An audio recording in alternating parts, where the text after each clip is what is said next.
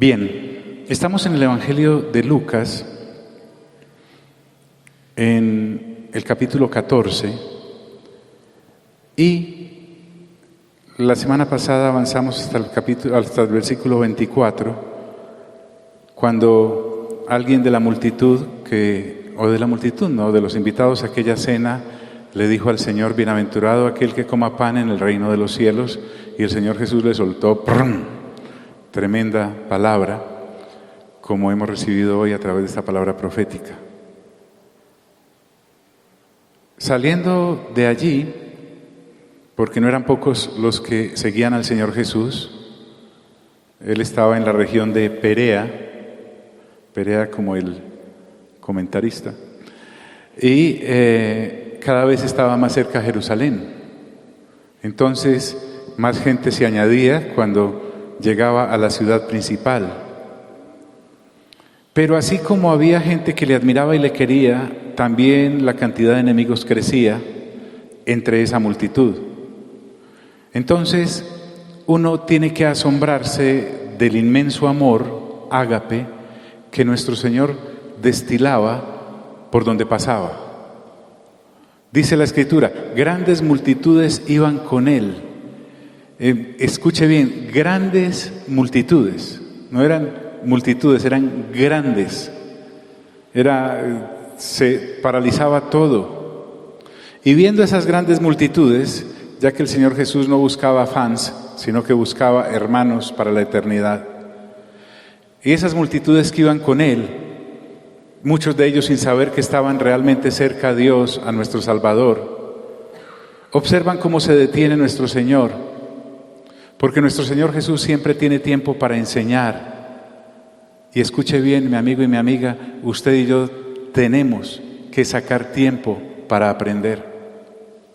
La gran mayoría de los que estamos acá venimos de lugares hoy y hemos estado rodeados de personas que por lo general no cuidan su alma, no alimentan sus vidas con las Sagradas Escrituras, no saben qué es beber de las fuentes del Espíritu Santo, no alcanzan a dimensionar qué es tener un Señor como el Señor Jesucristo, un Rey, un Salvador. Son huérfanas de Padre Celestial, tendrán padre y madre. Muchos de ellos han sido abandonados por su papá y su mamá en la tierra y jamás han leído lo que dice la Escritura: aunque tu padre y tu madre te dejaren, con todo yo te recogeré. Y entonces, volviéndose a esas multitudes, similares a muchos de nosotros, porque el ser humano cambia en tecnología, pero no en naturaleza, dirigiéndose a esas multitudes perdidas, recordándonos que, como ya nos dijo en capítulo anterior, Él es la puerta estrecha. Pero aunque es estrecha la puerta, es posible entrar. Sin embargo, les hablé hace unos ya meses que cuando llegáramos del capítulo 10 en adelante en el Evangelio de Lucas, la cuesta se iba a colocar más empinada. El reino de Dios, del cual el Señor Jesús es el Rey, nunca entra en promoción, jamás hace rebajas, no vende baratijas, no está entregando promociones. La eternidad nos espera, pero la puerta es estrecha. Y Él, en vez de dar como un respiro, nos hace notar que el precio del reino de Dios para todos aquellos que lo quieren aumenta paso a paso. Y entonces, previendo el facilismo con que algunos pretenden recibir el reino, dice Él, porque Él es el que está hablando allí en las Biblias de papel, los que tienen esas versiones, estas palabras aparecen en rojo porque las habla el Señor. Y miren a dónde se va a meter el Señor: a lo íntimo. Tal vez usted tolere que el Señor haga algunas reformas en su empresa, de pronto que haga algunas reformas en sus estudios, o haga tremendos cambios en su profesión, o haga algunos cambios a nivel externo, pero el Señor Jesús no quiere quedarse allá afuera. Y cuando dice si alguno, está hablando al indeterminado grupo o número de seres humanos a través de todas las generaciones, desde ese momento, hace 2000 años, hasta que Él regrese. Si alguno, es un número abierto. Pensemos en los 3 grupos que hay en esa multitud. Cuando Él le dice a esa multitud, si alguno, todos se tuvieron que haber tenido que sentir aludidos. Estaban, en primer lugar, los verdaderos discípulos. Había gente que ya había reconocido que Él es el Mesías, es el Salvador, es el Hijo de Dios, es Dios mismo. El otro grupo eran los interesados que no faltan en servirse de Él, que miran a Dios como un cajero electrónico solo para hacer retiros cada vez que necesitan. Estoy enfermo, voy por salud y vuelvo a la siguiente enfermedad. Estoy fracasado financieramente, voy, hago el retiro de la bendición y vuelvo en mi próxima quiebra. Estoy afligido emocionalmente y entonces me arrimo a Él, arregla esa situación emocional y vuelvo al siguiente declive de emociones. Tantas cosas, los interesados. Pero había un tercer grupo específico, sus enemigos a muerte, lo querían matar. De hecho, habían venido desde Jerusalén muchos escribas y fariseos y sacerdotes buscándole la caída. Pero Él les ama a todos, porque es el único que puede darse ese lujo, amar sin condiciones. Pero también, como ama sin condiciones, exige una entrega sin condiciones. Y eso es lo que quiere aclarar. Tal vez usted de novio y de novia le finge a su víctima. Le hace creer que es decente, pero en lo íntimo es vulgar. Le hace creer que es de buenos modales en el restaurante, pero cuando come en casa sube los pies a la mesa. Le hace creer y le hace creer. El Señor Jesús quiere que le amemos y Él nos ama, pero nos muestra el precio. Y por eso usa estas palabras. Si alguno viene a mí, a la única puerta, no hay más puertas. Escuchen ese adagio equivocado popular que dice, todos los caminos llevan a Dios. Mentira. Él es la puerta, es única y además es estrecha. Y no aborrece. El aborrecer es, para que lo entendamos un poco más, no admito que usted tenga alguna otra lealtad que no sea la mía. No admito que usted tenga una relación superior a la que usted y yo debemos tener. No te admito ningún interés que pueda primar sobre nosotros dos. No admito que ninguna criatura ocupe un espacio entre tú y yo. Jamás admitiré un vínculo que sea superior al que tú y yo debemos tener. Detestaré cualquier hobby que tengas antes que a mí. Mejor dicho, nada ni nadie puede estar entre tú y yo, dice Jesús. Nadie, ni nada. Y entonces, este versículo 26 es fuerte en su comienzo y es fuertísimo en el resto. Si alguno viene a mí, miren, es una invitación abierta, pero Dios no nos está rogando. El Señor Jesús no le ruega a usted que lo siga. Él no tiene vacíos emocionales como para que usted y yo se los llenemos. Jamás se siente solo. Nunca necesita retroalimentación ni aplauso nuestro. Él deja eso bien en claro. Y dice, y no aborrece a su. Observen lo personal que es el mensaje de Jesús para cada uno de nosotros. Aquí estamos varias docenas, pero el mensaje es para cada uno. Es personal. Es que ante Jesús nadie más responde por uno. Ante Jesús no responde mi mamá, ni mi papá, ni mi hijo, ni mi jefe, ni mis empleados, ni mis hermanos, ni mis hermanas, nadie. Ante Jesús solo respondo yo y punto. Por eso me dice, si alguno viene a mí y no aborrece, y miren lo que enuncia, a su papá y a su mamá, a su padre y a su madre. Dígale de lado, a tu padre y a tu madre. Está dirigiéndose a aquellos seres humanos que tenemos una devoción idolátrica por nuestros padres. Está dirigiéndose a todos aquellos a los cuales el pequeño árbol que es papá y mamá no nos deja ver el resto del bosque inmenso que es tener como padre a Dios, como Salvador al Señor Jesús o como nuestro hermano mayor y ser templos del Espíritu Santo. Y es que la gran mayoría de nosotros tenemos papá y mamá y los honramos. No estamos diciendo que ahí quiera decirle, a partir de hoy te aborrezco papá, a partir de hoy te aborrezco mamá. Está hablándonos de algo que va más allá y el apóstol Pedro lo entiende y en su primera carta, en el capítulo 1, nos dice en el versículo 17. Y si invocáis por Padre, diga conmigo, Padre, está con una super P mayúscula porque se refiere a nuestro Padre Celestial. Nuestro Padre Celestial pretende que nosotros entendamos que Él no está riñendo con tu papá y tu mamá biológicos, son solo criaturas, Él es el Creador.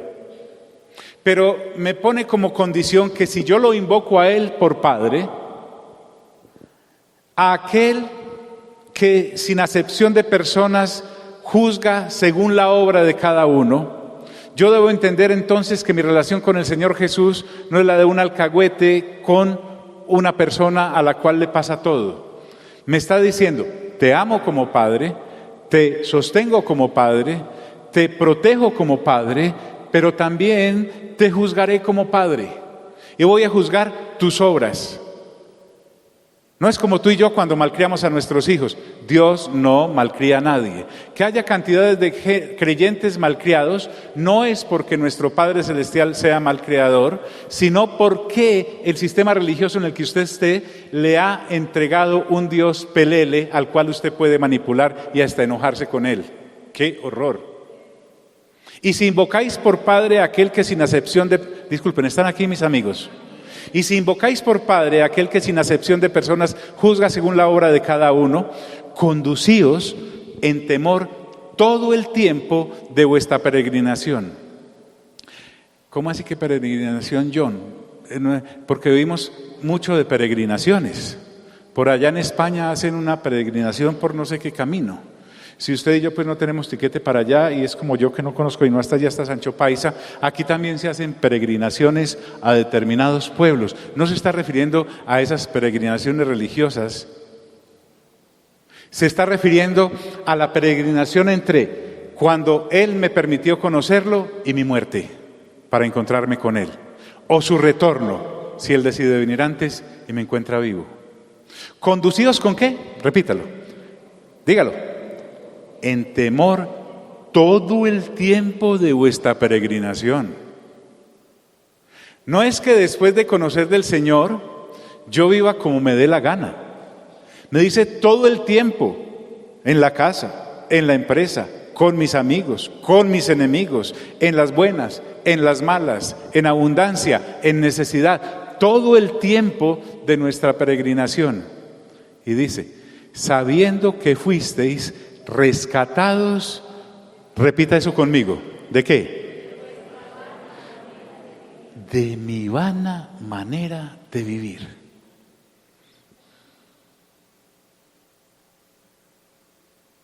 Nuestra vida temporal está llena de una cantidad de actividades que son vanas. Y son vanas porque no llevan a la eternidad. Dedicamos tanto tiempo a tantas cosas que a los ojos de Dios, Él sentado en su trono con el Señor Jesús que está al lado y el Espíritu Santo que está con nosotros, dice, ¿cómo podrán dedicar tiempo a tanta bobada? En vez de dedicar todo su tiempo a mí. Todo.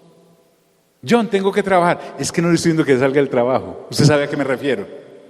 John y mis hijos, es que no le estoy diciendo que los bote. Usted sabe a qué me refiero. Vana manera de vivir. Pero el asunto va más allá, y no me puedo quedar ahí, es de dónde recibimos esa vana manera de vivir. Y miren de dónde la recibimos. La cual recibisteis ¿de quiénes? De vuestros padres. Permítame hablar de los míos, para no hablar de los suyos. La manera de vivir que yo recibí de don Leonel y de doña Susana. Padres ejemplares como los suyos. Gente que seguramente trabajó de sol a sol para llevar mercado a la casa. Gente que se sacó la comida de la boca para levantar ese pequeño vientre que a usted lo acompaña.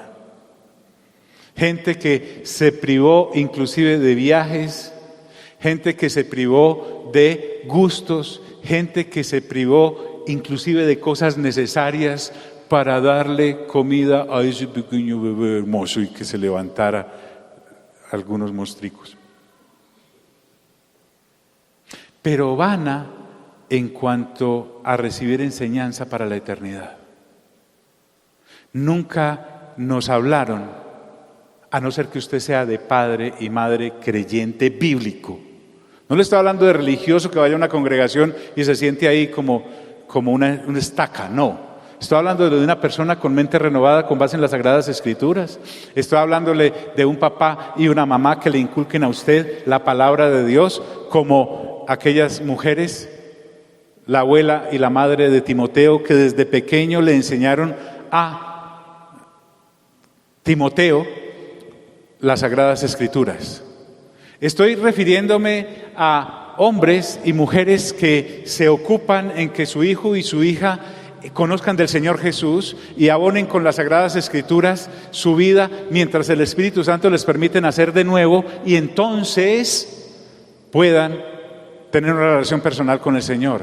Vana manera de vivir porque no nos llevaron a Dios, nos enseñaron a trabajar, amén. Nos enseñaron a respetar, amén. Nos enseñaron a ser gente de bien, amén. Nos enseñaron a levantarnos de la mesa cuando llega una dama o cuando llega una persona de edad. Nos enseñaron a darle el puesto en el bus o en el metro o brindarle ayuda al necesitado. Pero solo llegaron hasta ahí y es una vana manera de vivir. Vana manera de vivir porque jamás nos colocaron en el mejor jardín de la ciudad, nos colocaron en el mejor colegio de la ciudad, nos colocaron en la mejor universidad de la ciudad o fuera del país, pero jamás nos enseñaron a amar a Dios. Vana manera de vivir. Dígale de lado, vana manera de vivir. Esto es muy fuerte, porque eso es lo que nos han enseñado a adorar y a respetar, y es válido. Pero es vano. Y eso que le estoy dando ejemplos de padres bien chéveres. Ahora imagínese del padre borracho o del padre disoluto o de la madre. Si eso es con lo que le estoy dando como ejemplo, imagínese el resto. Por eso el Señor Jesús dice, cuidado, si alguien viene en pos de mí y no aborrece a su padre y a su madre, no puede ser mi discípulo.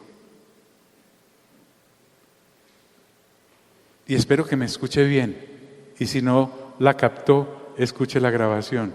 No le estaba hablando de ser grosero con don Leonel y doña Susana, sino de darte cuenta que ellos, al igual que tú, son criaturas y son de barro.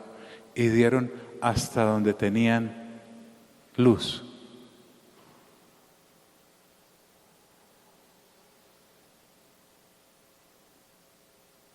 Y no se queda ahí. Les dije que el Señor se iba a meter con lo íntimo de nosotros.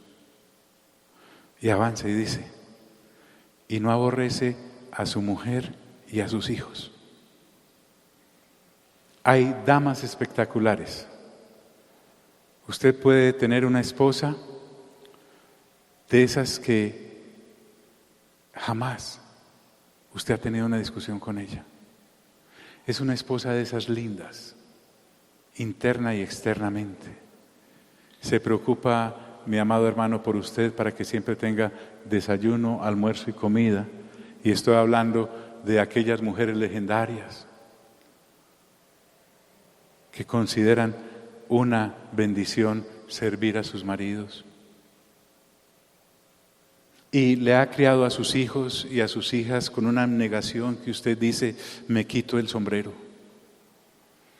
Pero no es una mujer que propende para que usted, mi hermano, se incline hacia la vida eterna. No es una mujer que a usted le dice, mi amor, ¿usted sabía que los hombres en la iglesia oran en las madrugadas? ¿Por qué no se va para allá, mi amor?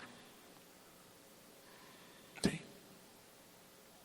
Váyase, ore por mí y por sus hijos y por su trabajo y por su empresa. Es tan buena mujer esa mujer que no lo deja usted levantar. O cuando hay una renovación de entendimiento, le dice, ¿y es que me va a dejar aquí botada o qué? Pero es una buena mujer, ¿quién va a decir que no?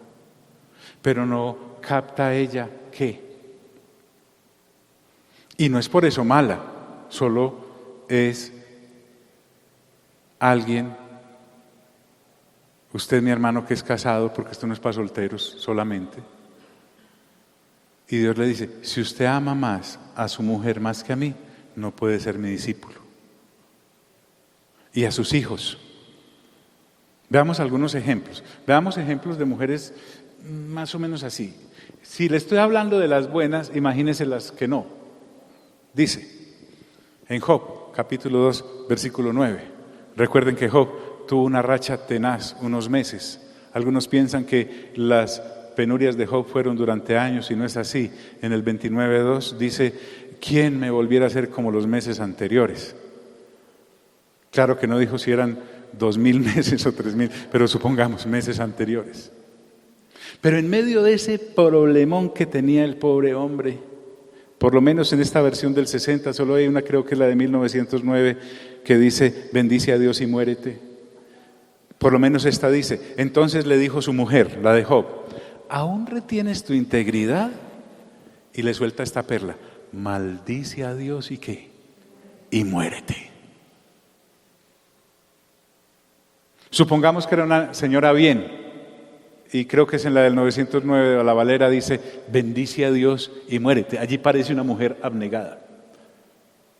Pero independientemente de eso, me está hablando como hombre, como marido, y me dice, no puedes amar más a tu mujer que a mí.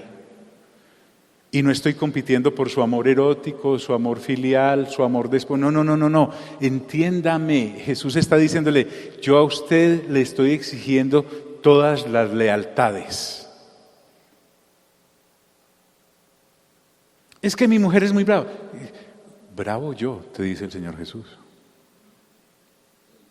Y en rectitud. De pronto su mujer lo hace en caprichos y en mala educación y en falta de madurez. Pero yo cuando le digo que no puede, o sí puede, pero entonces no puede ser mi discípulo. ¿Están aquí mis amigos? Entonces le dice ella, y muérete. Cuando un hombre entiende que si a Dios se dedica, Dios organizará sus situaciones con su mujer y con sus hijos, ese hombre le pegó al clavo que era. Hay hombres que no entienden eso y se vuelven sumisos y no se dan cuenta que al entregar el sacerdocio y los pantalones de su casa a nivel espiritual, no estoy hablando de hombres groseros que exigen yo soy la cabeza de casa, no, están condenando a la destrucción a su familia.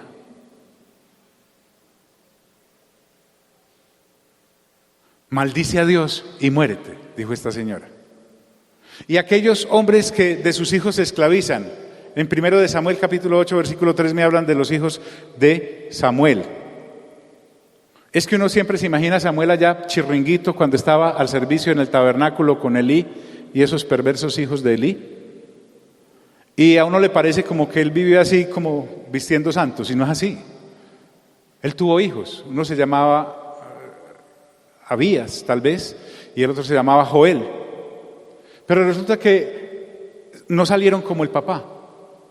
Dice la Escritura, pero no anduvieron los hijos por los caminos de su padre. Antes, mire usted, se volvieron tras la avaricia, dejándose sobornar y pervirtiendo el derecho.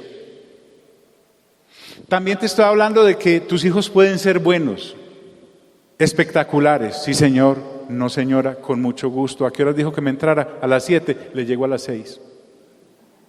Sí, le llegó a las 6. Usted me dijo que podía jugar hasta las 8 de la noche, me entro a las 7. No se preocupe. Usted me dijo que le barriera, le voy a trapear.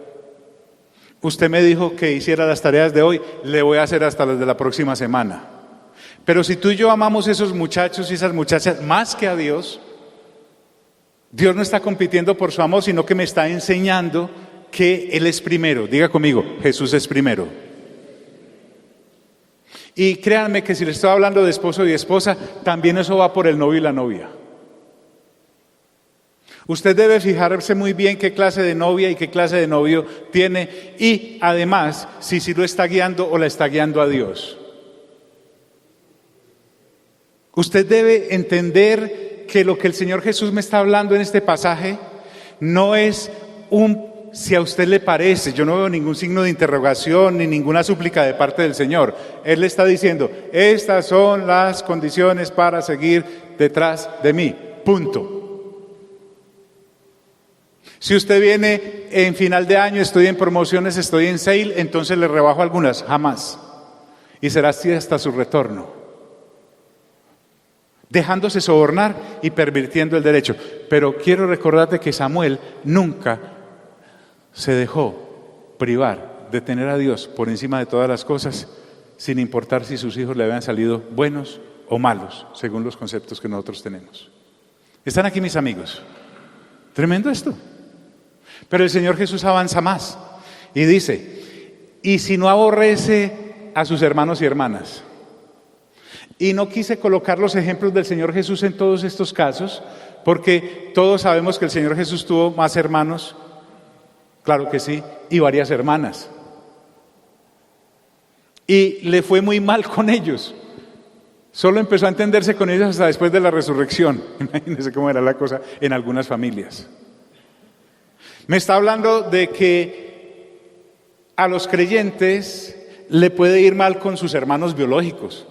Por eso es que a veces se dan amistades tan tremendamente hermosas entre nosotros sin ser de la misma rama biológica, pero somos hermanos en Cristo. Y a veces a nosotros se nos pasa por alto que los mejores hermanos y hermanas los podemos encontrar acá en la congregación, mientras Dios tiene misericordia del resto de nuestra familia. Pero a algunos se nos vuelve la familia una obsesión, la familia biológica es algo terrible, no nos deja ver. Y el Señor Jesús jalándonos para que tengamos una mejor relación con Él.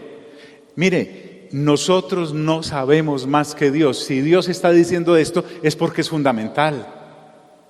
Porque vivimos vidas a veces tan en zozobra, tan complicadas, porque tenemos unas lealtades en nuestro corazón que sí nos enseñaron nuestros padres porque se las enseñaron a ellos, que sí nos enseña la sociedad o nuestro pequeño grupo en el que nos movemos, o según la revista o el programa que leamos, pero que según las Sagradas Escrituras, muchas de las altibajos emocionales que tenemos, nada tienen que ver con realmente ser un discípulo del Señor, o una discípula del Señor. Y entiéndame que cuando le estoy dando los ejemplos de esposa, también le estoy hablando del esposo. Hay mujeres que le temen más a su marido que a Dios. No pueden ser discípulas del Señor. Pero ¿y si me mata? Pero no nos dijo en el capítulo 12 que no temamos a los que matan nuestro cuerpo, pero al final no pueden hacer nada con nuestra alma. Es que usted no sabe lo bravo y lo terrible que es mi marido. Pues claro, pero le temo más a Dios. Porque yo quiero ser discípulo del Señor, yo quiero ser discípula del Señor. Ejemplos de familias complicadas. Hechos capítulo 7. Esteban está haciendo un gran resumen del Antiguo Testamento. Y mire lo que dice con respecto a esta familia, la de los hijos de Jacob. Los patriarcas, 12 de ellos, movidos ¿por qué? Escuche pues, eran todos hermanitos. Movidos por envidia, vendieron a José para Egipto. A ese grado pueden ser las relaciones entre algunas familias. Familias que a estos le tenían envidia a José porque el papá amaba mucho a José. Y entonces se formaron bandos. Pero usted y yo conocemos familias que se dividen por una herencia. Se vuelven archienemigos.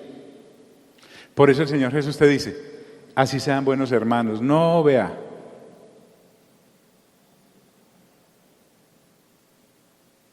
Pero Dios, como José no se dejó lastimar por eso, estaba con él y le libró de todas sus tribulaciones. Diga, tribulaciones. No fueron los hermanos. Y le dio gracia y sabiduría delante de Faraón, rey de Egipto. Si Dios deja a José como la ñaña de su papá ya en la casa y no le permite pasar una serie de tribulaciones durante 13 años y 20 hasta encontrarse nuevamente con sus hermanos, no teníamos este patriarca. El cual lo puso por gobernador sobre Egipto y sobre toda su casa. Hasta el amor poco sano de Jacob por José era dañino. Si Dios lo deja allí en esa casa como la ñaña de su papá, Egipto se pierde el mejor gobernador que ha tenido durante todos los tiempos como nación. Pero José amaba más a Dios. Usted nunca podrá encontrar en la Biblia una sola queja de José contra Dios por lo que estaba pasando, porque él sabía que era amar a Dios por encima de todas las cosas. Bueno, pero Dios no me dejará por ahí vivo como algún proyectico, pues. Yo entiendo que debo amarlo más que a mi papá y a mi mamá, más que a mi suegro y a mi suegra, cosa fácil. Más que a mis hijos y a mis hijas, bien, me doy la pela.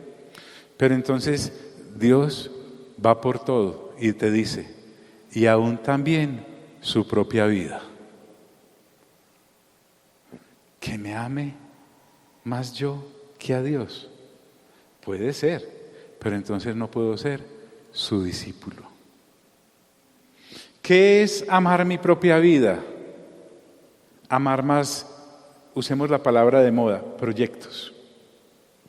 Mi plan, ¿cómo se llama eso? Esa cosa que son los sueños de la vida, mi plan, mis propósitos, mi carrera, mis metas, mi empresa, escuche, mi ministerio. ¿Han visto que algunos predicadores empiezan como Gedeón, que cuando salía a la guerra decía, por Jehová? Después de unos años ya decía, por Jehová y por Gedeón. Entonces se le va olvidando a uno el asunto. Es que a veces los creyentes pensamos que llegar a Dios es apartarme del pecado, como si fuera una gran cosa dejar de ser borracho.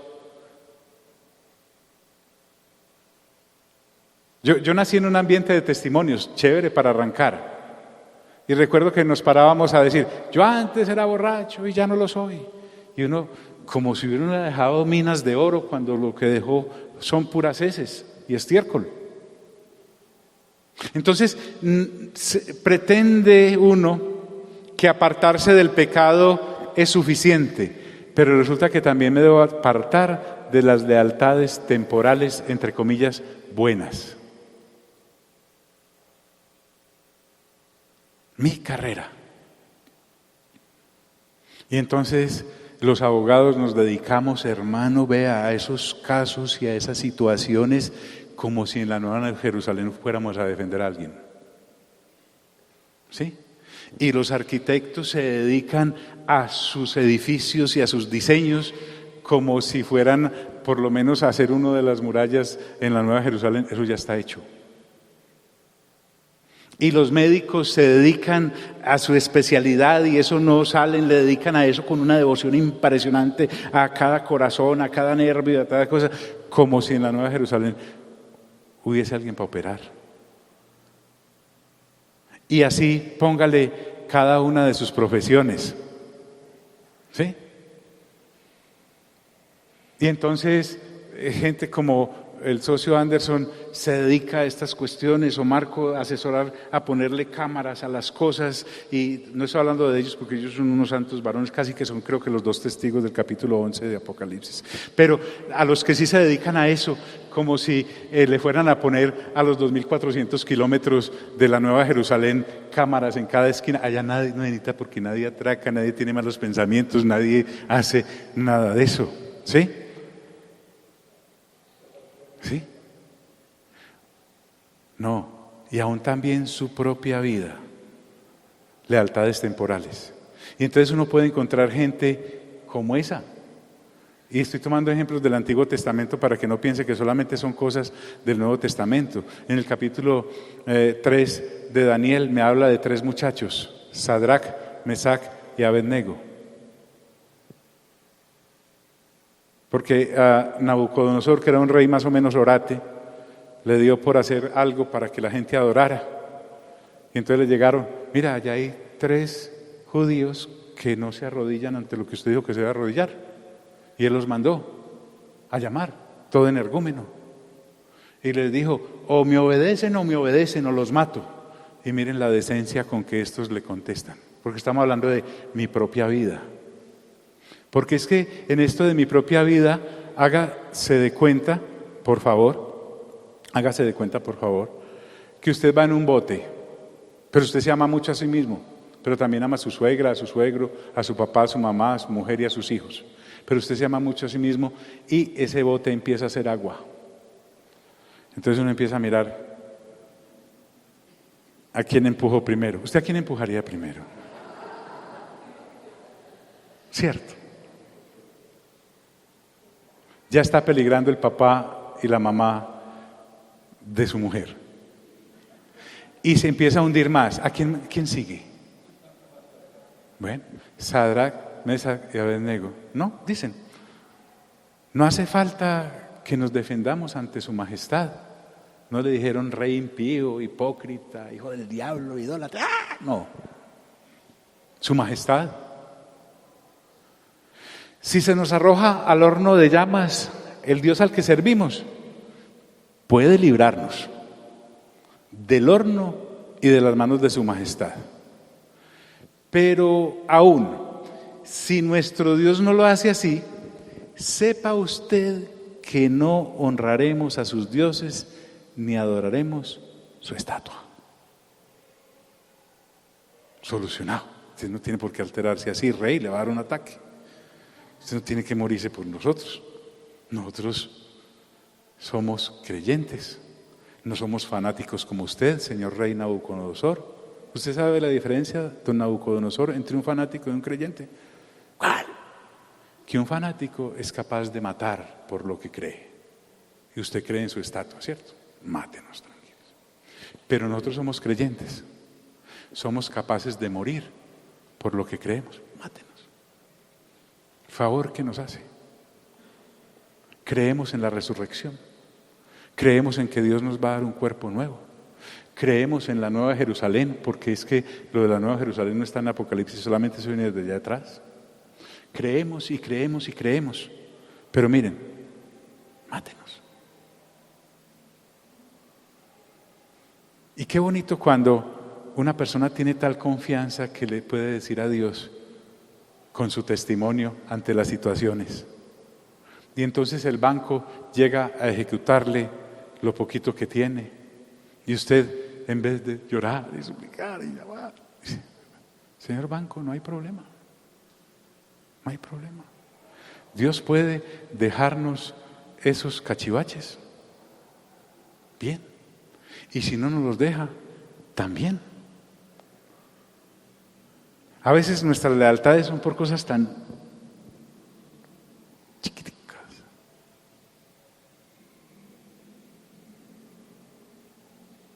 Entonces dice el Señor, no puede ser mi ¿qué? Mi discípulo. Les dije que se empinaba más el Evangelio de Lucas a partir del capítulo 10 y apenas vamos en el 14 y está empinándose. ¿Qué es no puede? No le da, no le alcanza, se va a quedar corto. Mejor no se monte en la carrera, evítese estrés. Podrá ser un seguidor de otro. Usted puede ser seguidor de Buda, puede ser seguidor de Gandhi, puede ser seguidor de María Auxiliadora, puede ser seguidor de... Y observe que ninguno de esos dioses con D pequeña le pone las exigencias del Señor Jesús. Y le va a decir, ¿por qué? Porque ellos no son Dios. Solo un Dios puede hacer exigencias de Dios. Cuando usted está ante un Dios que no es Dios, le da gabelas, la deja hacer lo que le dé la gana. ¿Recuerdan esa frase tan mediocre? Es que yo no sé cómo la decía uno. Yo sigo a Dios a mi ¿qué? A mi manera. Parece canción de planchar. Lo haré a mi manera. ¡Qué horror! Usted no puede tener un marido que siga a Dios a su manera, ni una mujer que siga a Dios a su manera. Usted no puede tener una mujer que cuando usted esté en problema diga, maldice a Dios y muérete. ¿Quién sabe qué pecado oculto tienes por ahí? A ver, esculquemos. No, usted debe tener una novia o una esposa que le diga, no, mi amor, vamos a orar. Tristeza para la porra. Venga. Busquemos de Dios. Pero imagine usted en un problema bien tenaz, mi hermano, de esos que le llegan porque le llegan. ¿Sí? Y llega a la casa y su mujer le diga, mi mamá sí me dijo que no me casara con usted. O el marido le diga a usted, cuando está en problema, no, es que mi mamá sí me dijo, mi mamá sí tenía razón.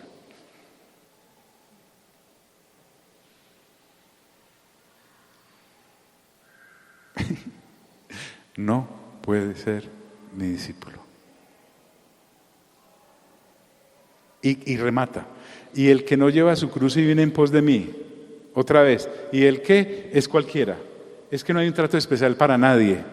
Yo entiendo que usted sea como el apóstol Juan, que es el único que dice en su evangelio, el discípulo amado, y se señalaba a él mismo, ¿cierto? Nadie más dice eso de Juan, pero Juan se creía su discípulo amado. Puede que usted se crea su discípulo amado. Yo también me creo el discípulo amado del Señor. Pero es que el Señor Jesús, cuando hace las exigencias, no trata a nadie especial. Y dice su cruz. ¿Qué es la cruz, hermanos? Es una constante consagración. Oiga bien lo que voy a decir. Es una constante consagración a través de las renuncias diarias que uno tiene que hacer para seguirle siendo leal al Señor. Es que no hablemos solo del pecado, hablemos de aquellas cosas positivas que nos hacen vivir la vida mediocre. Aparecen todos los días. Ahí están.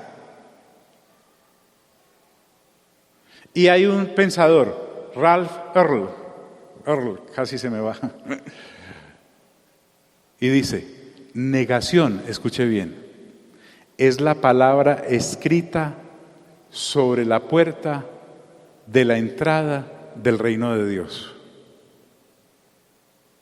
Y el que no lleva su cruz y viene en pos de mí. También esto es llamado el camino de la cruz, porque es una diaria negación. Por eso aborrezca la iglesia que le ofrece programas para adormecer su alma. Y tiene programas desde que el niño nace hasta que lo entierran. Y te dan cursos y cursillos y cursotes. Y te mantienen esclava y esclavo de tu sanidad interior y de tus necesidades y emociones. Cuando se trata es de negación. Se trata es de entrega diaria, constante. Se trata de leer la Escritura y decir, es que obediencia es la otra palabra al lado de negación. El camino de la cruz es diario, constante. Escuche bien, hasta el final de nuestros días.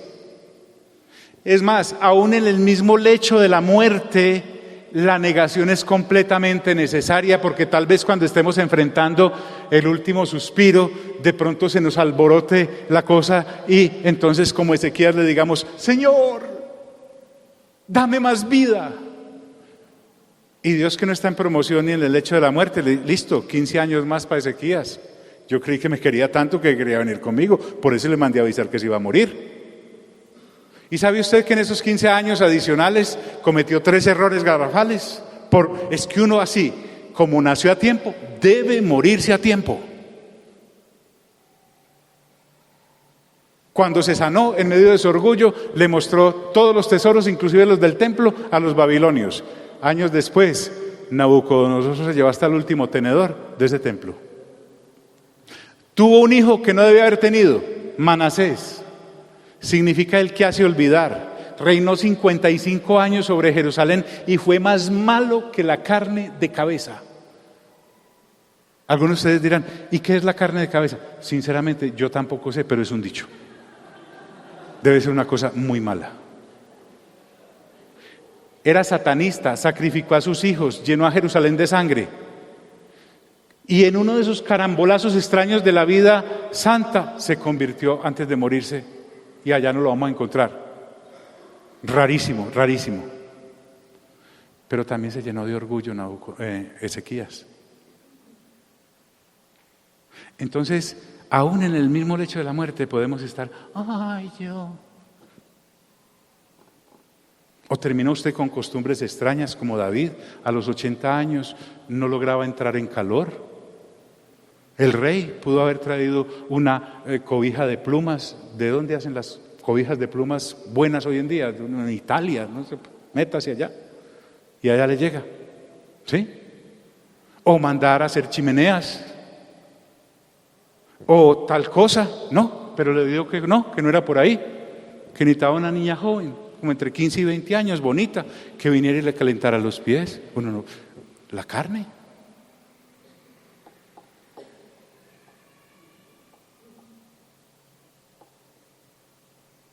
Y el que no lleva su cruz y viene en pos de mí, contundente, no puede ser mi discípulo. Póngase en pie, mi hermano y mi hermana.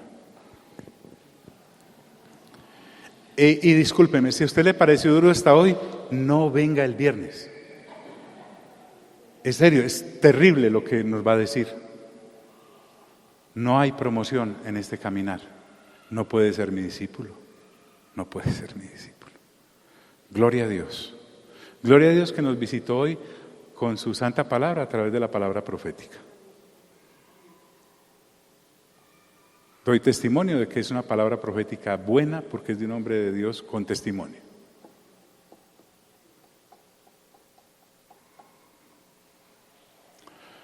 Y gloria a Dios por su palabra escrita que nos valida, que sigue. La palabra de Dios es antigua, pero no es anticuada. Es extraordinaria. O sea, yo me sentí al día. Y quiero ser discípulo del Señor. Es que el reto es, créame, hermano, nos espera la vida eterna. Vuelvo y te digo, ¿qué tenemos en común todos los que estamos aquí?